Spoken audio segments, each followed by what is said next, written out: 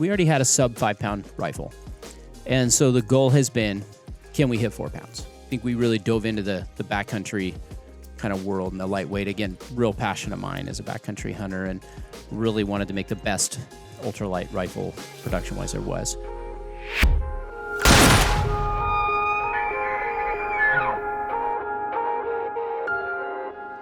What is up, everybody? Mr. Ryan Muckenhern to my right, and special in-house guest, we have Mr. Adam Weatherby, CEO of Weatherby, and Mr. Luke Thorkildsen, COO of Weatherby. Ryan, we're in the C-suite today. What suite are we in? What suite do we live in? Z? What comes after Z? It's more of a number for me. I'm feeling more like a number. Okay. Yeah, we can figure that out later. 7. Going to talk about today, and I'm super pumped about. I love the number 7. We're going to talk about the history of Weatherby. We're going to talk about stuff old, some new stuff. If you're watching on YouTube, some of that is on the table right now. And speaking of history, guys, we got a lot to talk about. We're talking about 80 years. You guys are celebrating your 80th anniversary. Got some cool stuff going on with that as well. But just an iconic company with a storied past and a bright future. So we're just excited to have you guys here. Thanks for having us. Yeah, cool to finally be on here. So yeah, looking forward to this. Like you said, 80 years and an hour or less or something. This should be easy. Yeah, we got this. Yeah, we got this. Talk fast. Yeah, in the beginning. Yeah. It all started. Well, I mean, hey, number one, welcome to Vortex. It's awesome having you guys out here. Incredible to visit. Facility. Thank you for having us. Oh man, no, we it's all the thank you on our end. We love getting guests out here and showing you guys around and let's talk about Weatherby though. I mean, Adam, you've been associated with the company since birth. Yes. But let's take this back to the beginning. Yeah, you bet. Man, yeah, I wasn't around 80 years ago, but my grandpa was. He was born in 1910, passed away in 88. Was a poor farm kid from Kansas, didn't own anything, had 7 older sisters, got a love for the outdoors, shooting crows and trapping in the creek, and just a true kind of outdoorsman as a kid running around. Married my grandma, Camilla, moved out to California to make a name for himself and to do stuff. So he sold the insurance door to door. The land of opportunity. Mm-hmm. In the early 40s. And as the story is told, he went on a mule deer hunt, got invited by somebody to go hunting. He loved the outdoors, just had no money, and injured a mule deer and didn't recover it. And laid awake at night, as many entrepreneurs face a problem and come up with a solution in their brain. He started to just get into physics and ballistics and had a craze for high-speed velocity. And the birth of the Magnum came out of that as he just kind of started writing letters to editor and just getting passionate about this whole high-velocity craze. And in the early 40s, like Sports Afield, the editor put it in there, the letters to the editor stuff that was in there. And this Roy Weatherby kid from Southern California started to get a name for Magnum velocity stuff. And here we are 80 years later. Incredible. Yeah. I mean, definitely. What I love about that story, too, is it's not like he went to school or is like, I'm going to be a rifle builder, or I'm going to, be a ballistician. No. I mean, that was just a wildcatter. Grassroots enthusiast, and then boom, Weatherby is born out of that. Yeah, and it really, he had this just from birth, given by God, ability to, he was this marketer, salesman guy, and had that times 10. That entrepreneurial spirit, driven, would never give up on anything. But he also was an innovator, and he could make stuff and build stuff and understood those things. And so if he didn't have both of those sides, we wouldn't be here sitting at this table today, right? I got the side of him on the I can't build stuff side, but the kind of that driven side and the marketing side, all those kind of things, and just getting behind it and building the brand. I'm excited about those things. But he truly had both, and was able to single-handedly really build a company from the get-go. Super cool. Yeah. I mean, there's still some things that were designed, developed, I mean, so many years ago that really, in a lot of ways, I'm sure they've been refined over the years, right? But they live on today. Like, what would be some of those things that Roy developed that we might still see elements of today? Well, I mean, his cartridges. I mean, Right. 300 Weatherby mag, 257 Weatherby. 257 still today is 80 years later is the fastest production 25 cal. 80 years later. The Mark V Deluxe. I mean, Mark V was in 1958. That's our flagship action today.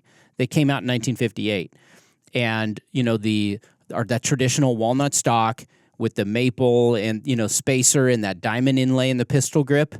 We still sell a ton of those a year. Now, the bulk of our stuff is more carbon fiber and all those kind of things. We still sell a ton of those, and so he had a lot of these developments that still ring on today.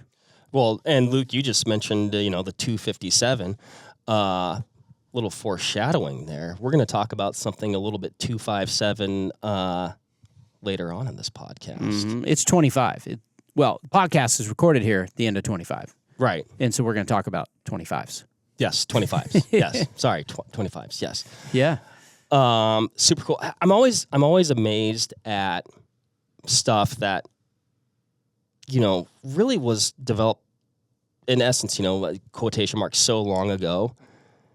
And like I said, we've refined it over the years, but also there really has it was so good that there's not that much better of a mousetrap right now. Yeah. Right. Stands the test of time. It really does. Yeah. It's incredible. If you think about it, I mean, what we do, you have this bolt, you got a chamber sitting right here. It's like you're putting a brass cartridge case in there with the primer in the end, some powder and a projectile, and you got a little twisty thingy here. That's been before we were all born, before my grandpa was born. It's the same base technology. Now, we got carbon fiber, we got titanium. There's things we've done to build upon it, but the actual essence of a bolt-action rifle today and a cartridge case as we know it for most that are in line. There's some newer things that are out there in different cartridge case materials, but we're really just refining really old technology. Sure. I mean, it really is. Yeah. I mean, and it's I'm staring at that rifle, which actually I'm fighting the urge to talk about it just yet because I'm pretty excited about it. But so Adam, when did you start working at Weatherby? Sure. At birth? Those tiny hands Right. are so perfect for seating 224 Weatherby, the bullets on the little cases. No, so my dad came in, so, I guess fast forward through the years, right? Let's get through these 80 years real quick here, right? Okay. So, really in those first 15 years of business, my grandfather developed just this foundation. And, being in Southern California, he had John Wayne, Roy Rogers, Gary Cooper, his friends coming in his shop. And I mean, it was a household premium firearm and ammunition brand within the first 2 decades. And he was able to really establish that. So my dad grew up in that. My dad had 2 sisters, and he's the one who kind of went in and took over the business and ended up, my grandpa, like I said, passed away in 88, and my dad was just faithful. Like you talk about what it takes to have an 80-year-old third-generation family-owned business. It's a lot of things along the way, hardships and challenges that a business goes through to kind of make it here today. And without my dad just being faithful for all those years, he really came in and really just establishing a lot of just values and care for our employees and care for people. And my dad's love for family and the Lord, just a lot of things that really instilled within our organization, I think was really key. And so his faithfulness, I think, was there for all those years. He wasn't the entrepreneur that my grandfather was, but honestly, we didn't want to. I don't think it would have been better for him to be. It's like he had to take the ideas my grandpa had and really build on that. And so I came in, and at a young age, I started working at the company and worked in a lot of different departments, certainly, and definitely was more in tune with the more office-y things, more of your guys' kind of jobs, and doing those things. That's where I'm more naturally oriented towards. I'm not an engineer or a craftsman by those means, but I'm super passionate about the brand. I actually took a stint away from Weatherby and went into full-time Christian ministry for a number of years. And so I think it's neat when a lot of people in family businesses get experience elsewhere. Right. And come back. And for me, I've just always pursued my passion no matter what it is. And still today, I'm a co-pastor at a local church and, travel and speak and do different things, and just am really passionate about about God and about people, and even in business. It's the same things we say at Weatherby, even here today, that we really exist to glorify God, enrich people's lives as we inspire the dreams of hunters and shooters, that there's these bigger overarching principles and that people really matter. And so I've been able to kind of take that through. So I came back to the business almost a dozen years ago now, and ended up taking over from my dad in 2017, and have been running it as third generation since. And it's been an incredible ride. Luke's been on with me for about 7 years. Almost 8. Yep. Wow. And so we did a big move from California to Wyoming. Right. And that big move, kind of around that time period when Luke came on, 2018 into 2019, was a huge just kind of rebranding and a new chapter. Weatherby 3.0. Yeah.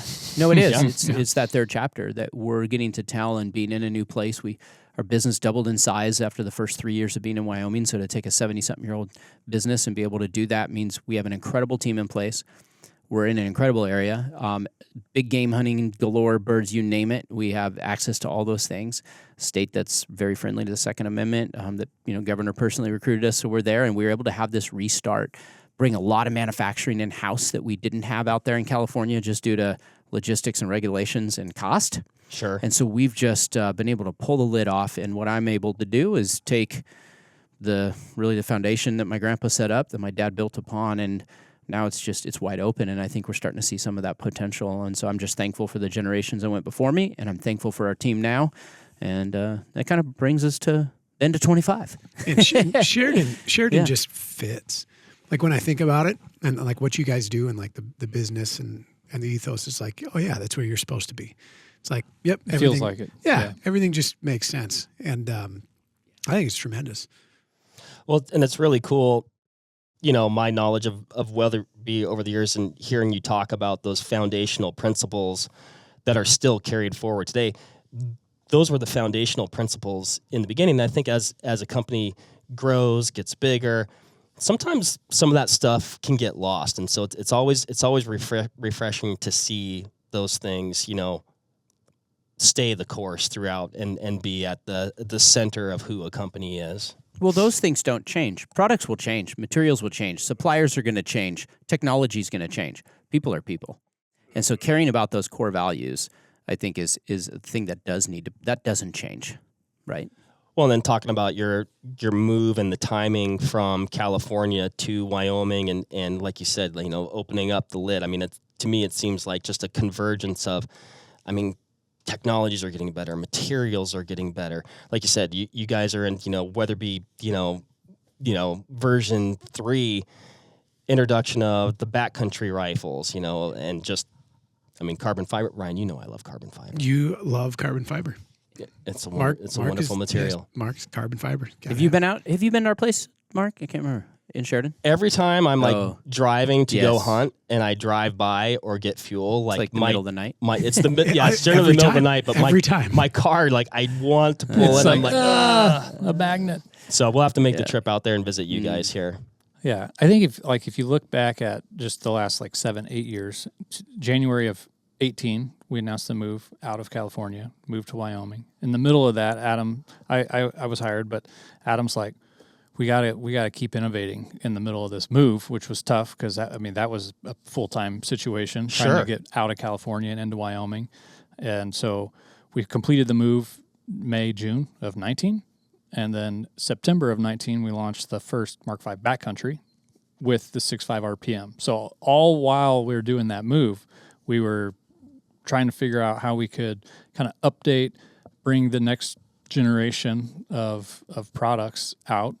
Adam was around for the launch of the 6.5 300, suited him really well. He's a really avid, active backcountry hunter. He's hard to get to stand still. So he is a guy that's always on the go, and I think you just see that in our product lineup. So with that first backcountry in 19, then a couple years later with the backcountry 2, then the guide, and then that brings us to today with the latest version, lightest. Very cool. Thing. Yeah, and if you like carbon fiber, you could see. We're building these things from scratch. So we started doing these carbon fiber stocks a number of years ago now in Sheridan, and that's like a 19-ounce stock right there that will uphold a whole bunch of recoil. So it's cool. We'd love to show you. Have you see them how they're made and stuff. Yeah, that'd It's be neat. super cool. Yeah. And so, like, is that in the Peak 44 stocks? Yes. Right? Mm-hmm. So is that's a sister company of Weatherby then, or just part of the umbrella? Or? Yeah. It is. Yep. Yeah. So the original Backcountry, we set out. It was not a Peak 44 stock. We were buying another stock, the best one we could find at the time, and we simply I did a poor job forecasting, I guess, because we way outstripped what we could get. He's trying to say he did a good job of selling. That was the humble way of saying that. We sold more than we could get stocks. We could make more actions and everything else, but we just couldn't get enough stocks. And so that started us, really pigeonholed us down this path into figuring out how to make our own stock. And we pretty much got to the finish line with our version of the original Peak 44 Blacktooth stock at the time, which was just going to be a Weatherby Backcountry stock. And we're like, time out. This thing is legit. Like this, it might be short-sighted to put Weatherby on this because I think there's going to be gunsmiths, other gun companies that are probably going to want this thing because it is the lightest, strongest production stock out there.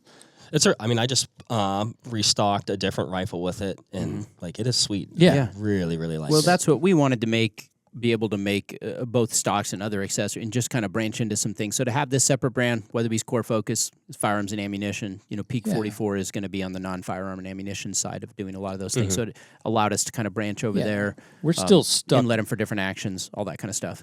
For I don't know what you want to call them, political reasons. We're still stuck marketing like it's 1999.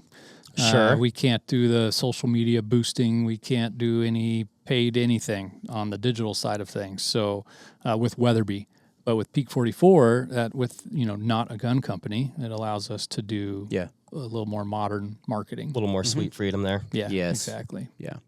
Very cool. Yeah. Well, I mean, we've been talking about these things that we have on the table for a long time, or alluding to at least. I guess let's start. Do we want to start with the cartridge or the rifle? It's shooter's choice. Oh, I see what you did there. He's good. His intros are premium. Well, I think the rifle's been sitting there, so if somebody's been watching it, I think maybe. Let's we'll start talk there. about that. You want to? This is the Backcountry Capra. I see. So, I just jumped in. Here's It's what's. Do you want me to? May I? Please May give I? us the rundown. Okay. So, like Luke said, in 2019, I think we really dove into the backcountry kind of world and the lightweight. Super Again, lightweight. real passion of mine as a backcountry hunter, and really wanted to make the best ultralight rifle production-wise there was. And so we've iterated a few different times. A lot of people say, well, how light is too light? Like to be out there and to shoot and be able to hit stuff. And so we've had the backcountry, which has been awesome. It debuted in the 6-lug variety, 4.9 pounds on the titanium action. Right. So we already had Which is impressive. Yeah. That, at the time, was pretty much the lightest production rifle out there. Right. We already had a sub 5 pound rifle. And so the goal has been, can we hit 4 pounds? So shaving a pound is fractions of an ounce at a time. And so we are proud to announce here at the beginning of 2026 the Backcountry Capra, which we are going to tout as the lightest production bolt action rifle on the market. It's rare you can make a claim like that. You can make a claim, okay, it's the most accurate, but it's relative, it's arguable, there's variables. The scale, as long as it's calibrated correctly, will prove our concept here. So here's what we did. We took the Mark V, but I'm going to give you a tiny bit more history and dive in a little bit. Please. Your listeners love that, right? Oh, absolutely. Okay. So we've had in the Mark V, it's very unique. We have our 9-lug Mark V, okay, which is a long action, which houses all the way up to the 460 Weatherby. Big right? fat action, strongest action out there. Right, the 9 locking lugs, 1958. Years later, my grandpa actually developed what was called at the time the Varmint Master action. Okay, it was 6 lugs, skinny and short, and it only took it's 22 to 50, 223, 224 Weatherby. There was a few like 250 Savages put in there. Okay, that was in production 60s, 70s, 80s. My dad moved Mark V production back in the early 90s to the States. Okay. When we moved that back, we actually discontinued that Varmint Master action. So that short 6-lug has been gone since like early 90s. Okay. Over 30 years. Now at that time, we introduced the 6-lug long action, which was a skinny, long action. Most people have a short and a long. So we had our Mark V. They're both longs, but you have a 9-lug and a 6-lug, right? A fat and a skinny. Yeah. Just trying to boil it down. So that 6-lug skinny, though, has been kind of cool because like our 6.5 RPM, 280 Ackley, you can put in a very lightweight action. That's why you can hunt with a 280 Ackley or 6.5 RPM in a sub 5-pound gun because it's very svelte, if you would, where those rebated rims, it's still a 473 diameter bolt face, smaller bolt face, but you can put those long and skinnies in there. Okay. Yeah. Cannot fit a Magnum bolt face, though. So like a Right. PRC family's out. Gotcha. Right. Okay. So that's the limiting factor of the 6-lug. We then, this last year, relaunched for the first time in over 30 years, our short, what used to be called Varmint Master Action. Okay. A short 6. We modified it, though. It's not the same. We are calling it the 6-lug short. 6-lug short. Very intuitive. But we made it a tiny bit longer and changed the ejection port where we can put Creedmoors and 308s and so forth in there. Okay. That allowed us to take that action length, which is our 6-lug short, and build this gun around that. Now, there are two versions. One is 6-lug short, one's 6-lug long. 4 pounds for this one, as you see it here in a 308. It's 4.4 pounds. Very heavy gun. For like you could do in, say, an elk, backcountry, longer distance type of round that fits in some of those longer, skinnier cartridges that fits in that one. So we have two. This one actually has a 17-inch barrel. The other has a 21-inch barrel on the short. and then a 21-inch barrel on the other. So still with a 21-inch barrel. So we're trying to take it where instead of just short the barrels, we know that there's a short barrel craze. Everybody's using suppressors. We get that. But at our core, in my blood, is speed. Not the drug. I don't do speed. Velocity. Hence things like the 6.5 300. Yes. Yes. So what we said is let's come out with two versions. One at 4 pounds, one at 4.4, one 17-inch barrels. And in the 21-inch, we still wanted it to be where you can get the trajectory that you can from somewhere along. So we tried to optimize speed and lightweight in that package. So we have two versions here. This is the 6-lug short. It's built on a titanium action. We did a new flute pattern on here. What do we call it, Luke? Double helix. Double helix. We took another half an ounce out, adds rigidity, takes a tiny bit out in a new fluting pattern that's here. And then in the stock, we did a ton of work. We started with the Peak 44 Blacktooth stock and then rebuilt it from kind of the ground up where we thinned out the forearm, we shortened the forearm, we put the rails in both here on the middle and the forearm as well as back in the buttstock. And on the forearm, it actually gives you a real good grip because the gun does like to jump a bit because it's so light. It is light. It helps you in the ergonomics of it. And then we, for the first time, put in a blind magazine. Can I grab this thing here? yeah. So first time ever in a Mark V, we took away the floor plate. So you don't have unneeded material down there anymore. And so we have the first ever blind magazine, which shaves some more weight out of it. We've iterated on it here for like year and a half plus. Like this tiny little hole on the bottom here drilled into the carbon fiber is a weep hole because I went on the first hunt to Alaska and went in horrible conditions and goat hunting and all these things and came back and gave it to the gunsmith back at Weatherby to clean it out a little bit, and he dumped water out of it. Because there's no magazine on the bottom. You couldn't have picked a better test for any rifle than right. an Alaska goat hunt. Yeah. Exactly. So I saw that when I was handling the gun before we got going, and Why is there a hole? Well, yeah, and I knew it. It's a hand laid carbon fiber stock, and it doesn't need to be there except to let things out, and that's water. Yeah. I was pretty keen. So every little detail came down to get it to that 4 pound. This actually weighs slightly under. I believe this 308 on this scale. It's like 3.999. Yeah, then that was the goal. Without sacrificing quality, accuracy, all those type of things. So, that's the new Mark V Backcountry Capra. This is pretty cool. I'm a ultralight rifle fanatic, and actually, this is fun, and I need your guys' help to give me the history of what I have. So my first custom rifle, like full-blown custom, was a Weatherby custom shotgun. Nice. And so I would have ordered this in the winter of 2006. Okay. And I couldn't afford a Mark V because I was 17 years old. Yes. And what I ordered was a Vanguard, but I said to my Weatherby rep, at the time I was retailing Weatherby, I said, I want a Mark V ultralight. And I want it in 300 Weatherby, but I don't want it as a Mark V. I want it as a Vanguard because I can afford it. And can you do that? And they said, we can do anything we want through the custom shop. So if we want to, 24-inch fluted barrel, and we want to put the stock you guys were using at the time. And on the box, which I still have, it says Vanguard Custom Backcountry. It said the word backcountry. Yeah. Mm-hmm. No. Yeah. We had a Vanguard Backcountry, and that's partly why. You guys probably run it. You But tried no, to this name. was before You it. tried to. 06 is way before it. Yeah. So it came Well, out. it would have been. Yeah, It came that was out, like I think, 10 to 2 years 12. later as a Vanguard Backcountry. So you're basically the innovator here. Well, no, I don't Yeah. think so. I'm Like, stepping out. So I shot. Adam, Ryan will take it from here. Yeah.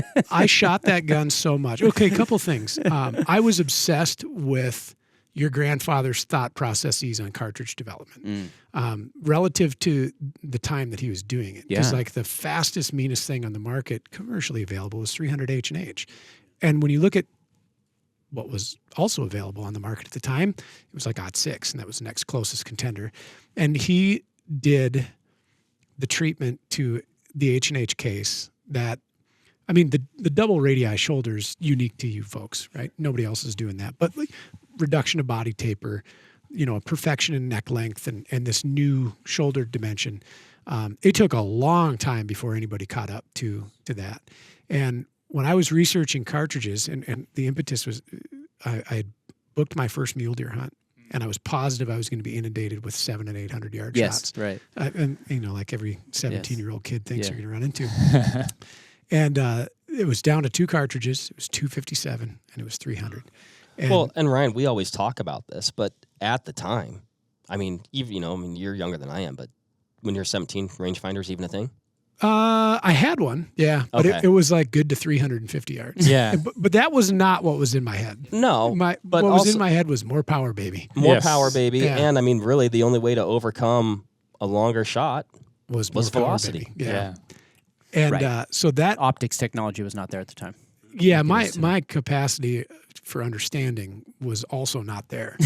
And so I take possession of this rifle, unfortunately after my first hunt, but then leading into my second, which was a pronghorn hunt.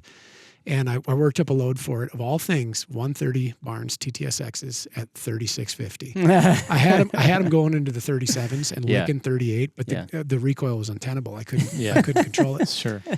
And that gun shot so good. I shot it out because when you're moving a copper projectile that fast, and I fire formed 500 some pieces of brass. Oh my gosh. Because I thought, I've got this unique Weatherby chamber. I'm gonna every one of my rounds that I load is going to be fire formed for it. I learned that wasn't really necessary, and that I shot 500. That was ambitious for sure. It was, yeah. That's funny. And I went on to do the majority of my initial Western hunting with that cartridge, and I killed, probably half a dozen pronghorn and mule deer with it, and fell in love with it.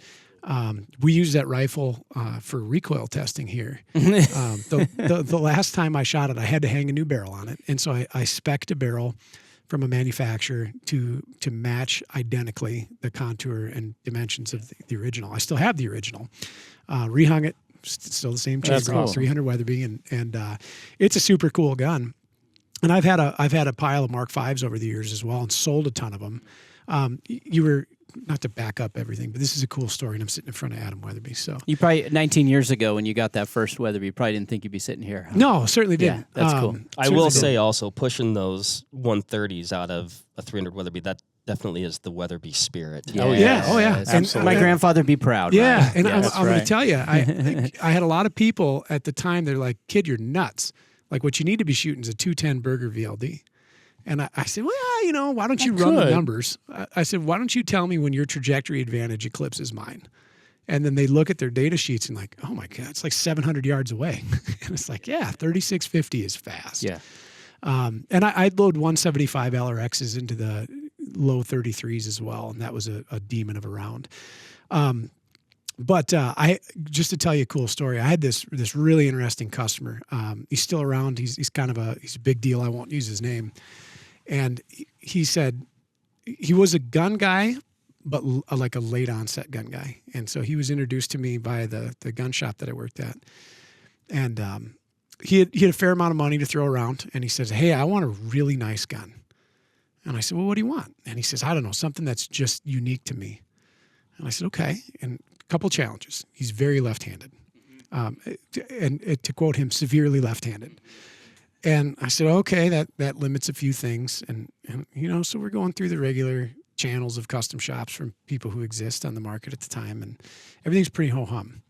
And I had just taken a custom order for a Mark V DGR in 458 lot for a good friend of mine. And so the DGR comes in while this customer's standing there. He's like, "What's that?" I said, "That's a Mark V DGR." And he says, "Well, what does it do?" I go, "It shoots elephants."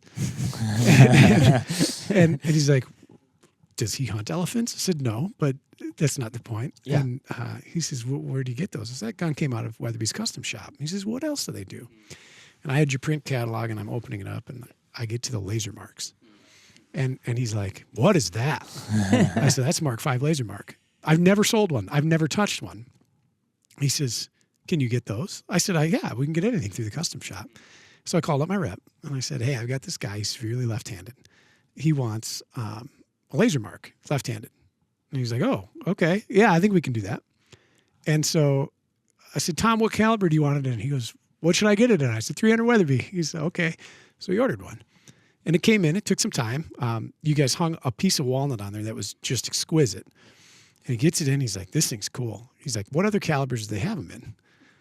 I said, "Well, what other calibers do you want?" and so I explained to him like the Weatherby palette. Yeah.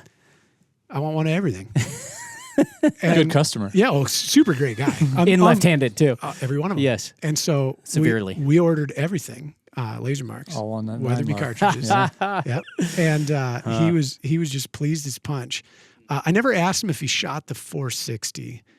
By that time, I had the opportunity. I had another customer he was a Mark V collector, and he had every chambering so that was ever thrown in one. And we took it out, took them out one day, and I just went up the line.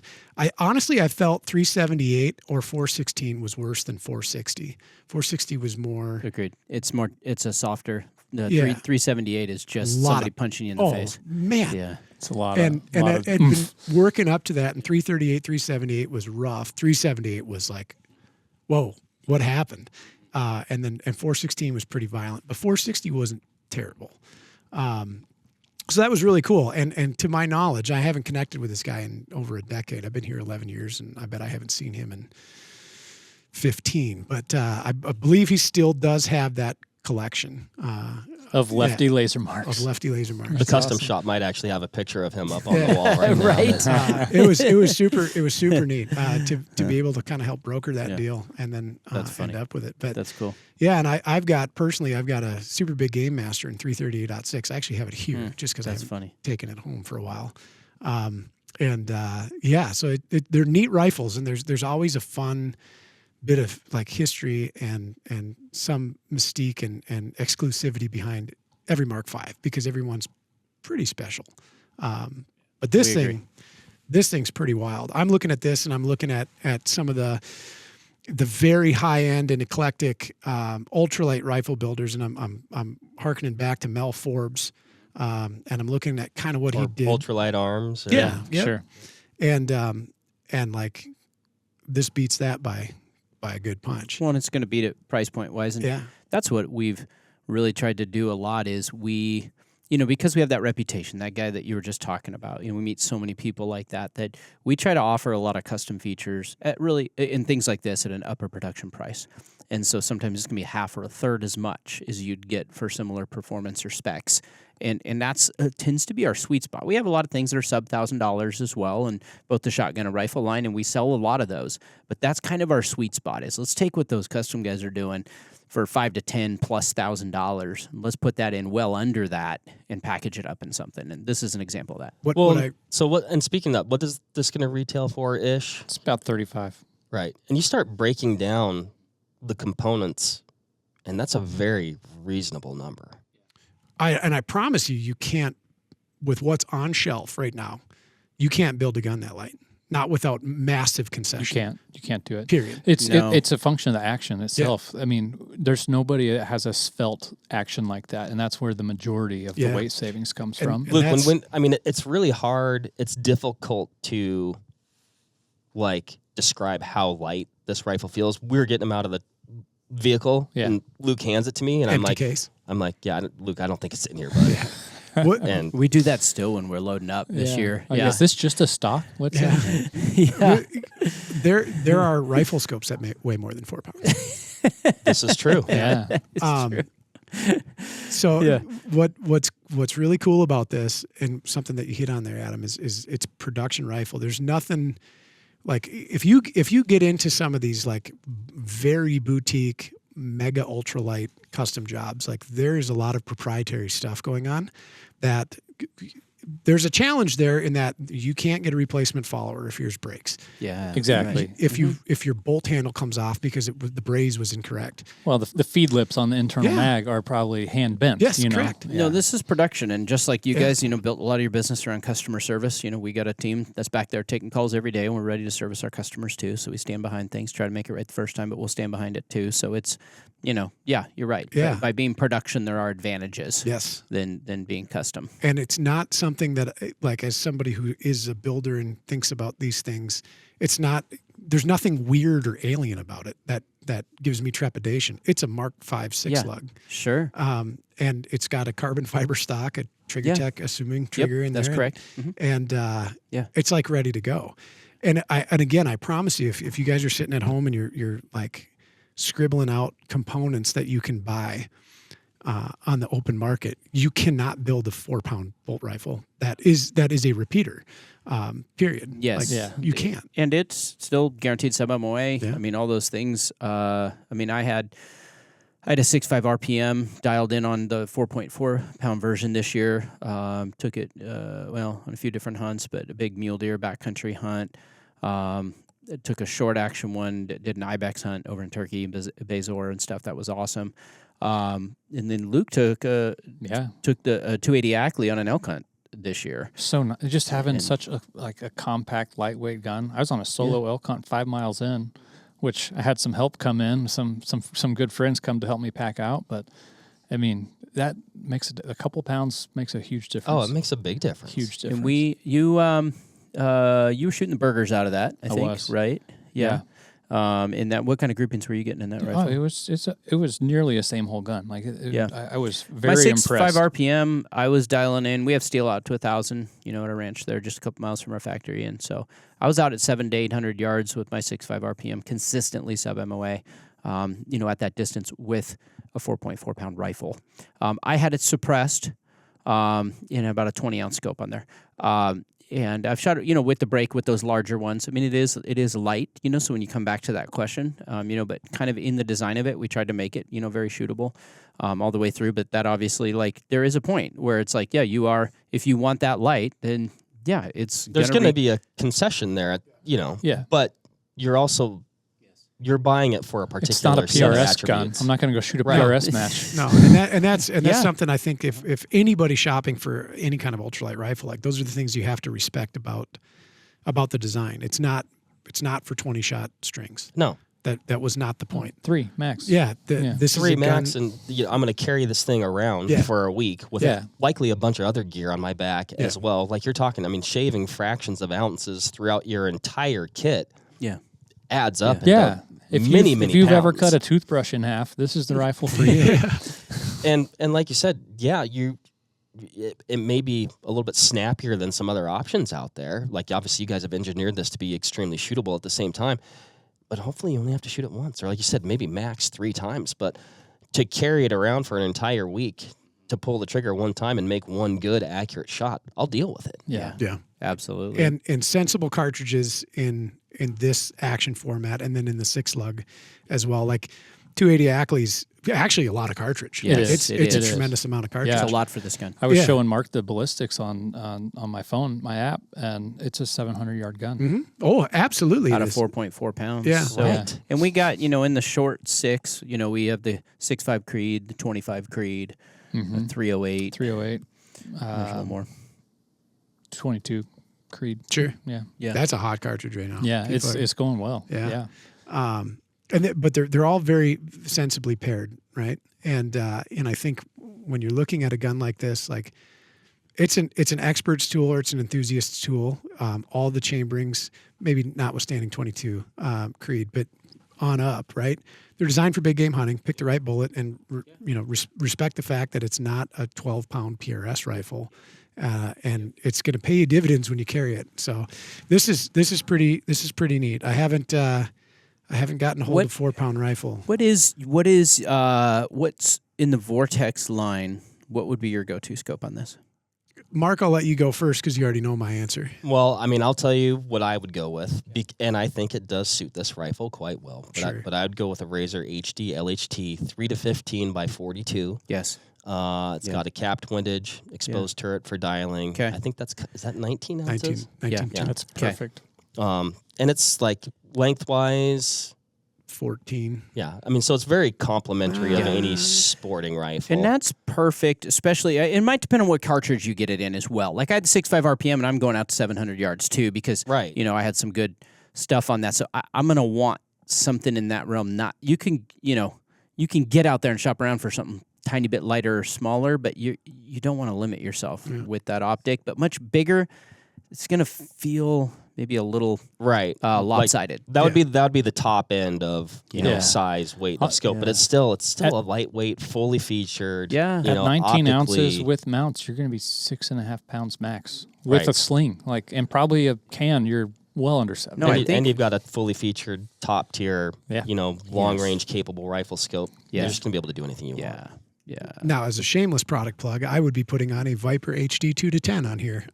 When I look at a rifle like this, as I own a lot similar in configuration, not this light.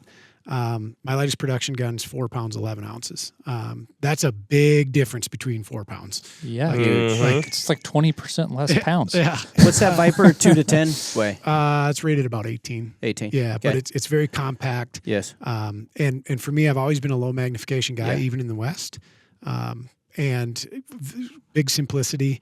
To me, it complements this build really good. I can still dial the turret if I want, but it's a pretty trim optic, short optic, and fits really well on there. And Aesthetically, it would complement, but Yeah. I'd say like that LHT is not gonna be. no, it's not out of undue. line. It's not undue. I'd slap a pair of tally lows on there, and we'd be in Yes. business. Yeah. Yeah, because what's your objective on that scope? 42. Yeah.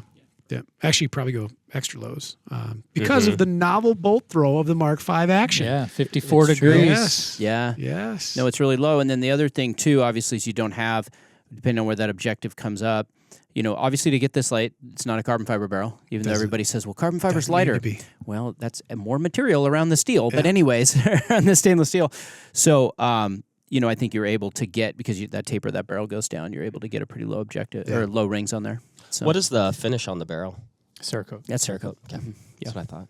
And Yeah, and this is bead blasted titanium. So this is raw titanium. In We the like action. to keep that just to showcase the durability and lightweight of the titanium. So this is It's a striking rifle. yes, Yeah. a handsome gun. Now I got to ask a question because you had a steel option in the backcountries. Yes. Will there be a steel? Not in this option? one. Okay. So the idea behind this, because see, we now can step people up into so many different things. So the backcountry line now, we have the Capra that starts at the lightest. Then we have the backcountry and backcountry titanium in steel and otherwise. Then we have the backcountry guide family, which is the carbon fiber barrel, has the Spartan inserts and the carbon fiber, and that's the guide and the guide TI. So we have a lot of versions, but on this super small one, we just said this one is like it's the ultralight.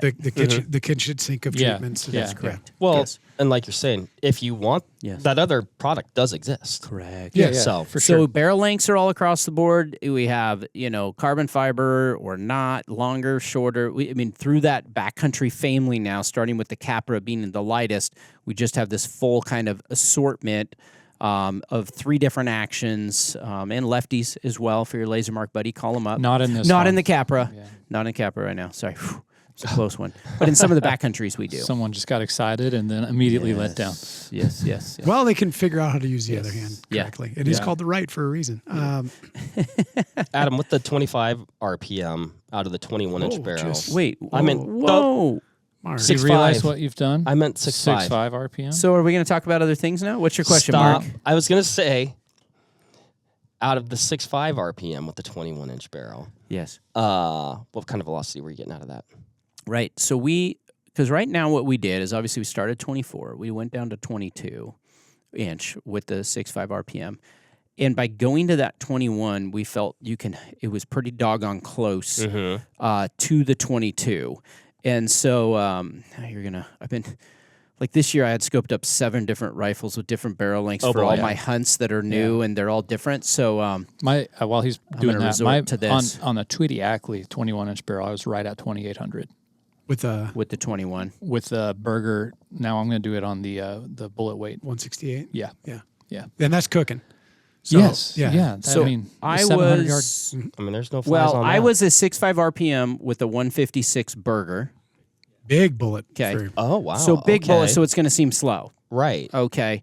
With my 21-inch Capra that I went mule deer hunting with this year, I was over 28. Yep. That's moving. With the 21-inch barrel, the 22-inch, say with the 130 Scirocco, Swift Scirocco, with the 22-inch was 3130. These are just some of the things I was hunting with. So it's not going to be, but once you dive below that and you get in that 20-inch realm, we really started to see it drop off. And I just don't have the data on me. Again, I run so many calibers, numbers are up in my head that we're always running this on. But we didn't want to compromise below that 21. So we did test at the different lengths and felt 21 is still holding on to enough. It's still a shorter barrel. But at a certain point, you're getting more gunpowder. You're getting a larger cartridge. There's a diminishing return there. Right. Get a Creedmoor. Yep. If you're going, get a 100%. Creedmoor, go with the lighter, smaller action. So that's what we wanted to do is like, wait, if I want a 6.5 RPM was shorter, it's called a 6.5 Creedmoor in a 17-inch barrel. Just go get that. And so that's where we wanted to step those people up. And like, if we're going to have a 280 or that, it's like 21 we felt was the, beyond that, I mean, I've heard the phrase my grandfather's rolling over in his grave a million times in my life. It's like at that point, you take that big cartridge and you start chopping off that much barrel, he would roll over in his grave. And you know, so I had to hold to the family. 21 was still a compromise. I kind of wanted 22, but both for the weight and the compactability of this gun, we really felt, and I wish I would have looked, the difference between 22 and 21 wasn't huge, but we started to see the drop off after that. It was less than 50 from memory, but Yeah, which is correct. like not Yeah. a huge trade-off, but then like Yes. you said, all of a sudden you're trading off way too much, and like you said, now you should just pick a different Yes. cartridge. yeah, Correct. I think what's interesting Yes. about Adam is there's like this tension that exists because he loves this super lightweight stuff and he loves speed, and he really loves hunting with cartridges that end with WBY on the case stamp. Understandable. Which is where the original 6.5 RPM came from, because he wanted a backcountry rifle with Magnum performance, and probably 280 Ackley's close, but it didn't have Weatherby on it, and that was really the birth of the 6.5 RPM case. And so then the 338 RPM. we purpose built that case for the 6-lug action in the original backcountry. So we launched the 6.5 RPM and the backcountry together. Because a lot of times people are sacrificing, in my opinion, too much performance, ballistic performance for weight. And so let's figure out, so that's what we've tried to do in this, is still have a gun that's reaching out to 700, where, you know, from a velocity and energy standpoint, you're still above your numbers, arguably, where that's 1,200 foot-pounds energy, 1,800 FPS, depending on your bullet, that we are out there in a 4.4-pound gun where we are 700 plus, where there's enough. Now, people say, well, I can do that with my Creedmoor. Well, your Creedmoor out of a short barrel at 800 yards ain't going to be 700 plus. So and people don't know that, and they think, well, if my turret keeps spinning and my app keeps doing it, I'm okay. You know, we want to ethically have that energy coming back to the foundation of our company, is we want to be able to have that there. And so we've tried to put that in we there. use 1,200 foot-pounds of kinetic energy with 1,800 feet per second, because most modern bullets need at least 1,800 to do whatever it is, their kill mode. If it's an expansion, if it's a pedal shed, whatever that is, generally they don't do it as well below 1800. That's really one of the biggest determining factors for me these days when I'm looking at a ballistic chart. Yes. Is that velocity threshold for That's expansion. correct. Mm-hmm. That's correct. It's Yeah. really important. And just to talk about the RPM cartridges too, I remember when this came out, some folks were like, they're abandoning the foundations, that radius shoulder's gone. And the belt. Yeah, correct. the belt. And I thought about that for a little bit, and like I love the Weatherby family of cartridges because ballistically they represent something. Yeah. And they're meaningful. And it took a very, very, very long time for anybody to touch it. And it was, 1997 with the 300 rum, 1999? That was the closest anybody had come Right. to doing it. But then we did the 3378. So, Bingo. yeah. Okay. Just so you know. And so when this came out, I was like, no, this is to quote you, Weatherby 3.0.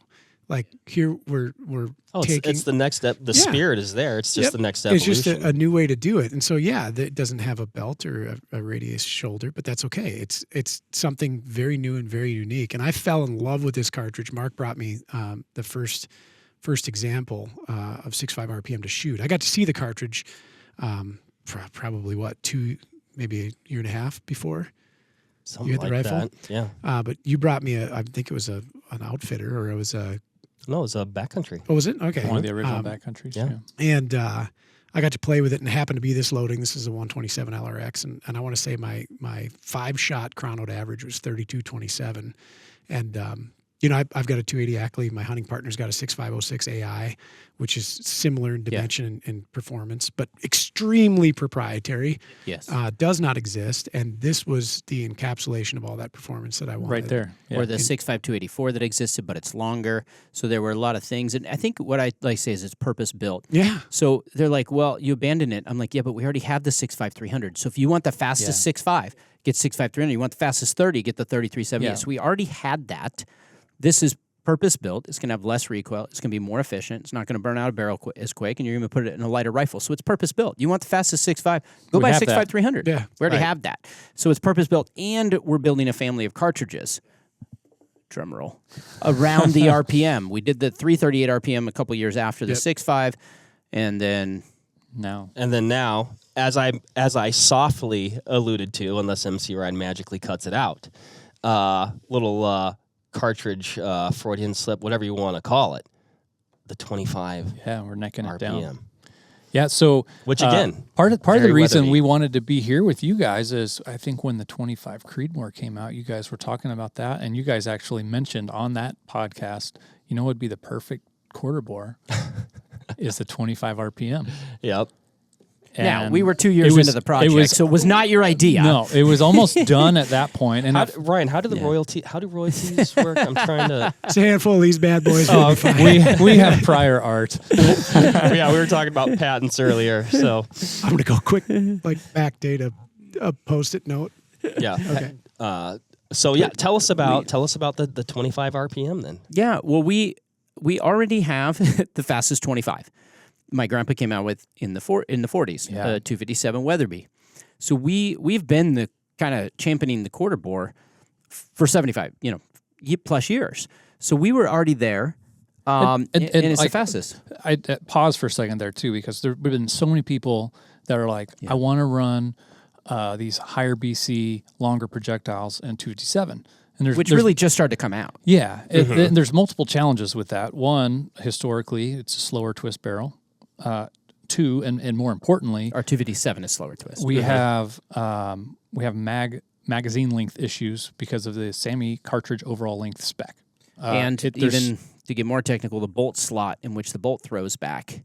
So it doesn't, if you load those longer ones, your bolt's not going to come back far enough on an existing 257, right? Yeah, if you load your cartridge longer. Those heavier, higher BC bullets are longer.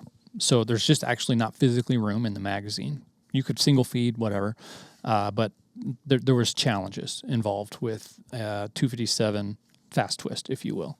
And so we started looking at it, and we were like, you know what? The case capacity of the RPM case is darn near, it's like 10 grains less than a 257. And that's a thing. So we said, rather than, because everybody said, well, why don't you just speed up your twist? Right? And it's like logistically, too, you have customers that don't understand how to pair it. They have all these years of guns. They're going to go buy a new heavy bullet, longer bullet, get in a 257. It won't feed. It won't shoot because the rate of twist is too slow. You have customer confusion. They're going to shoot their 100 grain interlocks through a 7.5 twist barrel, and it's not going to be good. So it's figuring all that out. So we just said, let's just start from scratch. Let's take the momentum we have off the RPM family, which has been doing great, and let's come out with a purpose-built 25. This is actually before the 25 Creed was out, that we started development, obviously. And let's have it be purpose-built for fast twist. So we're running a 7.5 twist, which is the same as most people are doing on the 25 Creeds. Obviously, this has 40% more case capacity than a 25 Creed. That's significant. Yeah. Yes, I think instead of about 52 grains of water, it's about 72. And so it's significantly faster. So as is typical, it's similarly as the 6.5 RPM is to the 6.5 Creedmoor. Similarly, the 25 RPM is to the 25 Creedmoor. But what's happened is in the last few years is we now have bullets that are heavier. So, Berger's making a 133 or 134. Hornady's making both in the 130s and the upper 128s with ELDM and ELDXs. And so we're, Hornady's, Hammer. we got some Hammer, both different people. There's some other companies we know that's working on some things. So there's more in that. And so our whole idea was let's, for those people that want the heavier bullets that need to be stabilized in a faster rate of twist, let's design the 25 RPM. And for those, the 25 Creedmoor is a great cartridge, I think, for what it is. But those looking to step up and say in the Capra, you go up 0.4 of a pound, but you're getting hundreds of feet per second more out of it. Here we have it on something that people can understand already, the RPM pairing case. Yeah. I mean, I was pretty enamored with the 6.5 RPM when it came out. I mean, you look at the numbers and it's pretty undeniable. I mean, you're getting a lot of performance out of, a standard length cartridge there. Actually, we should note on the table too, this is a 6.5 RPM. Yes. Yeah. So we don't have the 25 here, but I mean, we forgot to put one in our pocket on the way over. So essentially, I mean, it's a 6.5 RPM. It's just neck down. Neck down. There's some, little, things for, chamber drawings, just making everything work perfect. But whatever, that's our deal. 6.5 neck down as far as anybody else is concerned. Sure.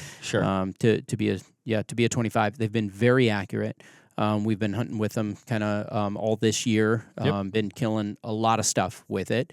Have some pretty sweet kill shots, some video shots of just animals really tumbling, and it's back to that speed thing a little bit. We actually been running like a 107 hammer, a lighter one. It's actually a tipped one. We're always going to do something that's fast. And so it's over. What is it? Over 33. Luke? Right around there. On that. 33. Wow. Yeah, so, so we're running some of those, so it, just kind of depends, but your 133, 134 burger's still going to be over 3. And so you're able to do those heavy ones and have that, it start with a 3 and not a 2 out of a, standard bolt face. And what kind of BC is on that bullet, do you know, off the top of your head? The 130-something? Yeah. Oh, it's in the 6s. Yeah. Oh. Yeah. I mean... So what'll be really interesting. I don't know off the top of my head. Yeah. Substantially better than the low 100 grain. Right. Yes, 25 cal. substantially. Yeah. Mm-hmm. What I've seen over the 2 decades of being in the industry is like a bullet diameter will be a champion for like an application, right? So 6.5 came out. Yes, it was a match projectile first, I think, but then it got heavily adopted into the hunting community. Yes. And then we figured out we reprofile a 25 and we can exceed what the current 6.5s are doing from like a BC, or if you want to like look at an efficiency model, like if you take the 128 ELDX and you compare it to say a 143 ELDX, and you look at the two numbers are next to each other, and then what you can drive the 128 at versus what the 143 can get back. The 128 actually wins, right? For the most part. There's some other things there. It'll be neat to see the response from the bullet manufacturers. Like, how do we improve the 6.5s to catch up to the 25s? Or how do we make the 6s even better to get to the 25s? And then what does 10 years from now look like for the 25? And are we thinking about 110 to 120 grain class bullet, or does it radically change into something else? I mean, to talk about 130 grain plus 25 caliber projectile. Wild. a hell of a time to be alive. Yeah. Like, so you were talking about like where does crazy. it cross Yeah. versus a 257 on your 300 with the light versus heavy bullets, and it's like 400 or 500 yards on a 25 cal. Just that decrease in muzzle velocity, but substantially increased BC and around 400. So out of the 25 RPM, you're going to extend that 1,200 foot-pounds and 1,800 FPS about 100 yards over a 257 Weatherby. with less recoil, lighter weight gun, Yeah. less muzzle blast. Yeah. I think it's super cool. That, like I said, that cartridge in general, when 6.5 RPM came out, just having experience in the Ackley space, having loaded 6.5 or 25-06 Ackley, 280 Ackley, my hunting partner with a 6.506 AI. You did what the Ackley people wanted. Yeah. Only without the fuss. So Well, you can look at it and you're like, yeah, that makes sense. yeah. Yeah. And Yeah. It's still a lot of case for a 25. And Sure. And I think what's neat is bullet development wasn't there previously. No. Mm-hmm. And so this is going to be purpose-built to feed, to have the overall length to accommodate them. So it will be purpose-built. Does it replace 257? No. Are we still probably going to sell more 257s than 25 Probably. RPMs? Probably, because it's been around for 75 years and everybody wants one. Lot And of it's legacy awesome. rifles out. And it's fast. And it doesn't replace it, just like the 6.5 RPM doesn't replace 6.5 300. So it depends on what you're looking for. And in the next 5 years, there's going to be more bullet offerings in the heavy 25s. And so it, I think is going to, I think it's timely, and I think it's a good pairing. You have the 25 Creedmoor, and then now you can step up from a speed, standpoint into the 25 RPM. It is low recoil. Mm-hmm. It's like this year I went out hunted with my nephew and took him deer hunting. I put him behind a 25 RPM because I knew he was going to have the distance and the killing power, but I knew the recoil was super tame. So it works out pretty well. It's kind of magical. It is, yeah. To me, and you guys would know a lot more about this than I would, but the 25s have just had kind of a cult following, Yeah. definitely enough to keep them alive. Your 257 Absolutely. Weatherbys, your 257 Roberts, your 25-06s.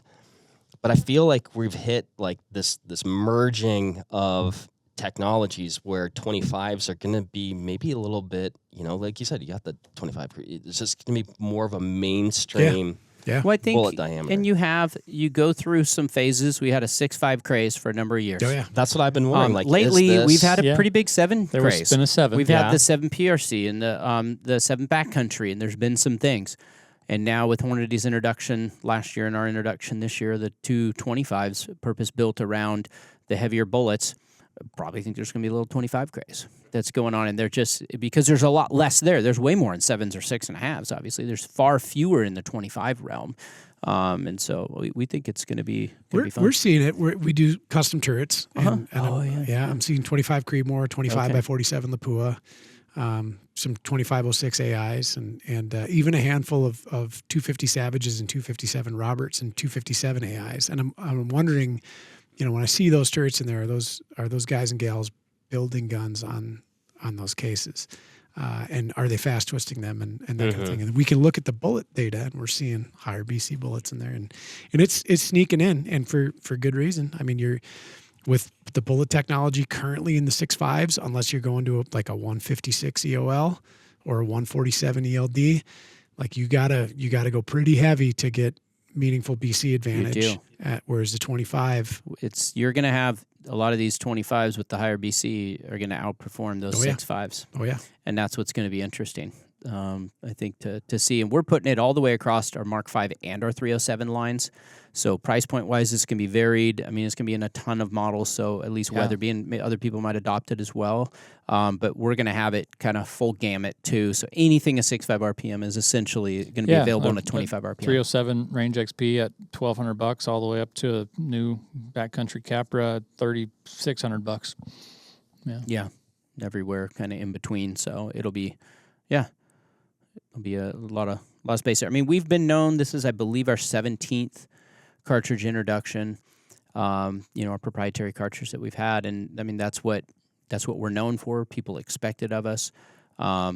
We spent a lot of years doing the double radius belted Magnum stuff, and now we've spent the last few years now with the 6.5, 25, and 338 RPM purpose built here, and that's just part of, again, we have to come back to our roots. That's how we were started. That's who we are. People look to us for that development. It's really important to us. So Do you put the 338 in the 21-inch gun? No. Oh gosh, that would be a lot of gun. Well, the other thing is we have to have a heavier barrel. Sure. Yeah, the 338 well. needs quite a bit heavier contour. It does. You can't put it in the skinny barrel. It's just too much for it. It doesn't shoot well. Gotcha. So you can't get. You wouldn't want it in that. Sounds anyways. like you tried this. Yeah. Yes, we did. Yes. Yeah, it would hurt. It hurt. My super big Game Masters 5 3/4 pound stripped gun, and it's with a 210 Barnes at 2750. It's a handful. It is. And you make them currently lighter than that anyway. So I know we yeah. do in the 338 RPM. Yeah. You can get the backcountry, and so it's I've got a Mark V ultralight, and it's interesting because I see elements of that yes in this rifle. Yeah. It's just it's just iterations of it, much like you guys do in your scope line, right? Mm-hmm. It's taking what works and refining it, whether it be cartridges or rifles, and it's fun. I mean, as you can tell, we're pretty passionate about it. We're passionate users, and we were out there in the field using all those things this year. So Yeah. Well, and your minds don't stop, right? You make something that's, great, and you're like, how can I make that better, We're already working on the next one. Oh, Yeah. dear. Oh, dear. I see another podcast in the future. I do want to bring up, because I thought this was pretty cool. We opened talking about 80 years. You guys had an 80th anniversary commemorative rifle practice, my words. And it's like we've talked about the history of Weatherby and the old stuff and the new stuff. And looking at that rifle, just visually, it is an amalgamation, just a merging of old and new, classic and modern. Thank you. That was the whole ethos. Yeah, and it also sounds like you guys sold out of them in about 0.2 seconds. So if you're looking one for less one, than a week, you might not be able to find it. But talk about that rifle, because it was cool. And Ryan was talking about his buddy, and I think there are a lot of Weatherby fans, aficionados who are like collectors. And boy, that one would have definitely been one to pick up. For sure. I mean, it was expensive, no doubt, but the whole goal was to take and mesh past, present, and future into one rifle for our 80th. And so, and on the bolt actually is inscribed "Tomorrow's Rifles Today," which was my grandpa's slogan. Yeah. It's cool. Like 60, 70 years We ago. get, Adam's going to get grief at some of the shows for this because it is just an absolute departure from what people think Roy would have done. It's all of my favorite things. But we say, like Roy's saying was tomorrow's rifle today. Roy did the best that he could with the tools that he had at that time. And materials. Now, I think this is the best we can do with the tools that we have at this time. If Roy was here, if this was Roy sitting here, I think this is what Roy would have made. Yeah, you wouldn't be honoring that tradition. Yes. By not doing this. And that's what we tried doing that gun, the 80th, is we took and put exhibition grade, phenomenal grade wood on there, for those wood guys that really want it. Like really, really, Like we paid a really lot nice. of money for those blanks, right? It did more traditional stock, but we took a titanium action and a carbon fiber barrel. And so we kind of did that. Then we did awesome engraving all over the receiver, the floor. But we even Stuff took that shouldn't work together. If the you muzzle brake we engraved, and you hear it. And we were in these meetings. It was a year and a half of me developing this, and down to even having order, our screws matching the silver finish, perfect things we'd never. Down to every little thing of this gun. It's like a year and a half of meetings once a month, right? Just from a development standpoint, obviously there's things, but just from a pure kind of dream up. And there were times we go, it's either going to really work or it's going to really it's not. be awful. And we had money and time into it at that point. And man, when the first one got built, This is a thing. This is nice. It really worked, and I think it respected the past while kind of looking to today and the future, and put that tomorrow's rifles today. Was actually his these catalogs he used to have. I don't know if you remember them, Ryan, but they were called, the Weatherby collectors called them TRTs, Tomorrow Rifles Today. It was called Tomorrow Rifles Today. And they're now collector's items, but they were these thick catalogs of amazing imagery at the time. As a marketer, you would love to look through this because, again, he wanted this aspirational product. And so we inscribed on the bolt Tomorrow's Rifles Today, and in the same font, the old cursive font from the 50s or 60s. And so that was pretty cool. So thanks for noticing that. It was a real, it was just a milestone for us, and we're just real proud that we can still put out that kind of product. Well, and I would urge anybody, if you're listening to this, if you're just listening to this, go to the website and check it out. Because if you are just listening, you're gonna be like, "What is this Frankenstein monstrosity?" And then you look at it, and it's beautiful, it's elegant, it somehow works, and it's just really neat. So. No, thanks for that. Yeah, it's cool. I think it tells our story in one piece kind of well, honoring past and the future. Sure.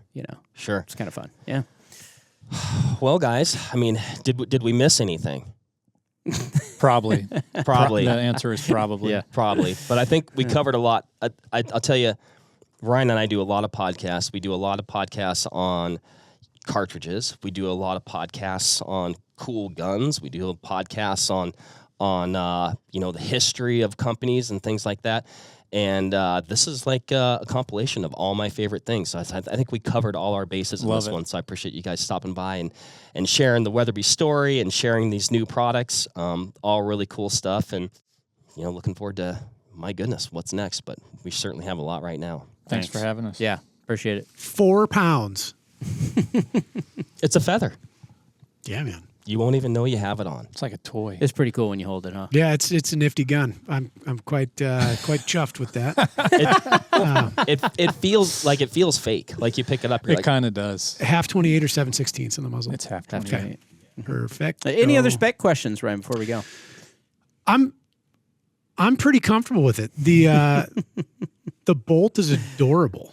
I said this, so there are so few actions that you can do this on. This is the only one that you can get currently correctly. Dear Firearms Builders of America, please take note. This is all the diameter that you need for this class of case. It doesn't need to be... No, don't let anybody else know. We want to be the only ones. I know, but You don't need a full inch and a quarter. I like seeing rifles that make sense. This makes sense. Mm-hmm. Yep, this is good. Well, yeah, and it'll be at the consumer shows, so we'll be out Wild Sheep, obviously, Western Hunt with it, SCI, some of those. If you drop by the Weatherby booth, you can take a look at it too. So awesome. Please do. Awesome. We'll see you at all the shows, huh? Yeah, we'll see you there. Yeah. So hopefully Fun. we'll see you guys there. That's right. But awesome. Well, Adam, Luke, thank you guys for stopping by. Super fun. Hopefully you guys out there enjoyed this as much as we did. Until next time, happy hunting and shooting. We'll catch you on the next one. See ya. There you have it, folks. Thank you very much for listening. As usual, give this video a like if you liked it, comment something below, and give us a subscribe to the Vortex Nation podcast channel. It would mean a lot to us. Also, why don't you give us a follow over on Instagram while you're at it, at Vortex Nation Podcast. We'd love to hear from you over there, and we'll keep you updated with all kinds of cool photos and videos from our adventures that we do here. Otherwise, we will see you on the next one. Thank you again. Happy hunting and shooting, everybody. Have a good one.